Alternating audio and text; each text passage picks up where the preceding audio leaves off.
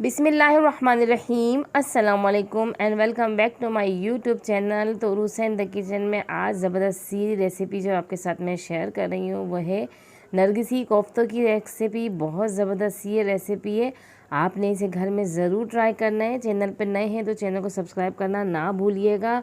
और बहुत ही आसानी से बनने वाले कोफ्तों की ये रेसिपी मैं आपके साथ शेयर कर रही हूँ। जिनसे नहीं बनते हैं, जिनको नहीं बनाने आते हैं ना, बस वो मेरी रेसिपी से बनाएंगे तो बहुत ही ज़्यादा आसानी से उनसे नरगिसी कोफ्ते बन जाएंगे और बहुत ज़्यादा शौक से खाए जाएंगे। क्योंकि जायका इनका इतना अच्छा होता है ना कि जब आप एक बार बनाएंगे ना तो बार बार बनाने का आपका दिल चाहेगा।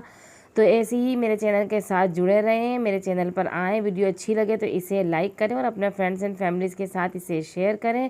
तो रेसिपी हम स्टार्ट करते हैं। अच्छा, मैंने यहाँ लिया है बीफ का गोश्त, हमने कीमा नहीं लिया है। हम इसको गोश्त को चॉपर में डालेंगे वॉश करने के बाद, और इसके बाद हमें पहले इसको चॉप कर लेंगे अच्छी तरीके से कि ये हमारा ये जो गोश्त है ना इसका कीमा बन जाए। अच्छा से एक फाइन सा कीमा बना लेंगे हम इसको।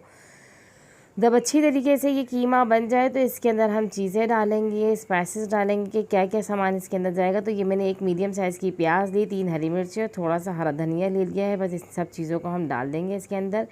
प्याज को ऐसे ही हम थोड़ा मोटा मोटा ही कट करके डाल देंगे और इसके अंदर डाल देंगे कुटी हुई लाल मिर्चें 1 खाने का चम्मच।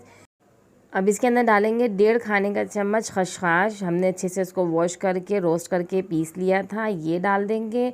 और इसके अंदर डालेंगे भुने हुए जो चने होते हैं उसको हमने पीस लिया है, तो 3 खाने के चम्मच ये जाएंगे इसके अंदर। अच्छे से बाइंडिंग होती है इससे।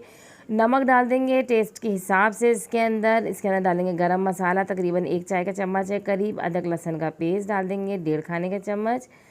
और इसके अंदर उसको हमने बंद करके अच्छे से फिर दोबारा से चॉप करना है ताकि सारे मसाले जो है इसके अंदर अच्छे से मिक्स हो जाएं।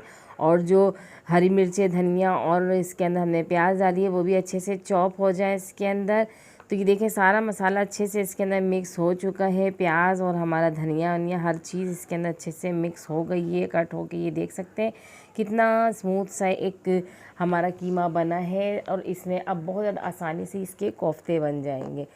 अब हम इसे एक बाउल में ट्रांसफ़र कर लेंगे ताकि आसानी से हम इनके कोफ्ते बना लें। कमरे में गए तो बच्चे मेरे सिपारा पढ़ रहे थे, ये देख सकते हैं आप। इनको मैं घर में ही पढ़ाती हूँ, मैं ख़ुद पढ़ाती हूँ इनको सिपारा। ये दोनों बैठे हुए अपना अपना सबक पढ़ रहे हैं और रेसिपी को मज़ीद आगे कंटिन्यू करते हैं। तो ये हमने अंडे बॉयल कर लिए थे और अब हम इसके बनाएंगे कोफ्ते। हाथों को अच्छी तरीके से पहले मैंने ग्रीस कर लिया है और इसके बाद अब हमने कोफ्ते के मिक्सचर को ऐसे हाथ में लेके प्रेस करना है अच्छी तरीके से ताकि इसके अंदर कोई एयर बाकी ना रहे। अगर एयर रहती है तो फिर ये बिखर जाते हैं। फिर ऐसे हथेली पे इसको हमने फैलाना है और अंदर रखेंगे अंडा और अंडे को इस तरीके से भी पूरे को कवर कर देंगे अच्छी तरीके से। फिर ये देखें इस तरीके से जब ये तैयार हो जाए तो फिर इसे हम साइड में रखेंगे और सारे ही कोफ्तों को हम इसी तरीके से तैयार कर लेंगे। तो बहुत ही अच्छे बनते हैं और इस तरीके से जब आप बनाएंगे ना तो ये बिखरेंगे भी नहीं। और कुछ चंद टिप्स होती हैं जिससे ये बहुत अच्छे बनते हैं, तो आप उनको भी फॉलो किया कीजिए। अब इसको हम करेंगे फ्राई। इसको हमने फ्राई करने से ये होता है, एक तो ये बिखरते नहीं है क्योंकि जब आप सालन में डालते हैं ना तो ये थोड़ा बिखरना शुरू हो जाते हैं, फटना शुरू हो जाते हैं। तो इससे फ्राई करने से इनकी शक्ल अच्छी रहती है, ये बिखरते नहीं है, ये फटे फटे से नहीं बन रहते हैं बनते, वरना फिर फटे फटे से ये बनते हैं। तो इस तरीके से जब आप फ्राई कर लेते हैं तो एक तो इसके अंदर खुशबू भी इतनी ज़बरदस्त सी आ जाती है क्योंकि जब ये फ्राई होते हैं तो फ्राई होने की वजह से इसके अंदर एक अच्छी सी सोंधी सोंधी सी खुशबू आती है। और ये देखने वो बिल्कुल अच्छी तरीके से ये फ्राई हो गए। जब कलर इन पर हल्का सा आ जाए तो फिर आपने इनको निकाल लेना है। इसी तरीके से सारे कोफ्तों को हमने फ्राई करके एक प्लेटर में ट्रांसफ़र करना है और उसके बाद इसी तेल के अंदर हम मसाले की तैयारी करेंगे। लेकिन उससे पहले हम तेल को कर लेंगे कम क्योंकि बहुत ज़्यादा तेल था। उसके अंदर मैंने 2 मीडियम साइज़ की प्याज ली, उसको मैंने पीस लिया था, वो इसके अंदर डाल दिए तेल में। और जब ये हल्के इसका कच्चापन दूर हो जाए तो इसके अंदर डालेंगे अदरक लहसुन का पेस्ट 1 खाने का चम्मच। फिर इसको थोड़ी देर फ्राई करेंगे 2 से 3 मिनट के अदरक लहसुन का भी कच्चापन दूर हो जाए। और उसके बाद हम डालेंगे इसके अंदर 3 छोटे साइज़ के टमाटर थे, उनको मैंने अच्छे से ग्राइंड कर लिया था, वो डाल दिए इसके अंदर। इसको भी करेंगे 4 से 5 मिनट अच्छे से भुनाई। फिर इसके बाद डालेंगे पिसी हुई लाल मिर्च 1 खाने का चम्मच, पिसा हुआ धनिया 1 खाने का चम्मच, हल्दी 1 चाय का चम्मच, भुना हुआ कुटा हुआ ज़ीरा डाल देंगे 1 चाय का चम्मच, नमक टेस्ट के हिसाब से शामिल करेंगे इसके अंदर। और अब करेंगे मसाले की भुनाई ताकि मसालों का कच्चापन दूर हो। मसाले अच्छे से भुन जाएं और टमाटरों का पानी जो है वो भी ड्राई हो जाए, टमाटर भी अच्छे से इसके अंदर पक जाएं मसाले के साथ ही।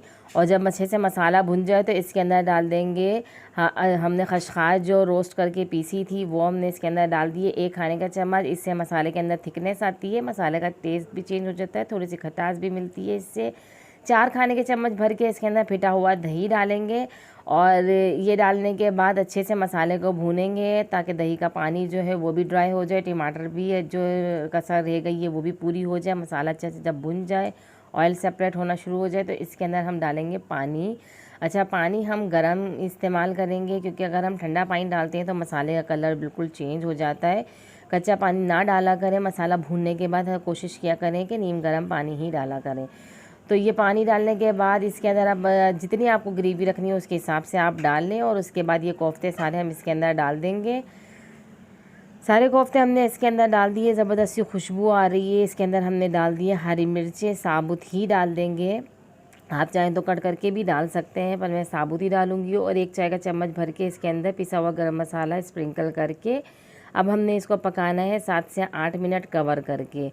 ज़्यादा लो फ्लेम पे भी नहीं पकाना और ज़्यादा हाई पे भी नहीं, दरमियानी आंच पे रख के हमने इसको पकाया है और ये बिल्कुल पक चुका है। अब इसके अंदर हरा धनिया डालेंगे, ढेर सारा हरा धनिया डालने के बाद इसको अच्छे से हमने करना है मिक्स। और हमारे नरगिसी कोफ्ते बिल्कुल आसानी से तैयार हो गए हैं, कोई ज़्यादा झंझट नहीं। वरना पहले लोग बनाते थे तो सारा सारा दिन लग जाते तो कोफ्ते बनाने में, लेकिन अब ये चॉपरों की वजह से बहुत ज़्यादा आसानी हो गई है हमारे लिए। आप इस तरीके से बनाएंगे ना तो बहुत अच्छे बनेंगे।